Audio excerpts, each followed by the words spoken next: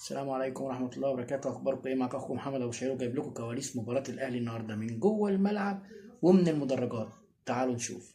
الكرة من تعمل بالراس خطيرة، ترجع الكرة مستوى الجزاء، ما فماش دوزيام بال. الكرة الثانية الوداد قوي في الكرة الثانية خطيرة، والحارس يتصدى خطيرة وجول. مش ممكن. شوبير جاب راجل وحط الكرة من الشحات، هذه خطيرة. الشحات قوية شوية، جاب حسين حاول يكتب حسين. الشحات عرضية خطيرة، والهدف الأول للنادي الأهلي. 1-0 بيرسي تاو، 1-0 تاو بيلا تشاو.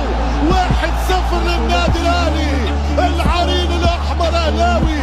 1-0 الأهلي، اكتب يا حسين. والوداد الأحمر يمشي بكرة خطيرة، شجع شوبير يمشي هاني.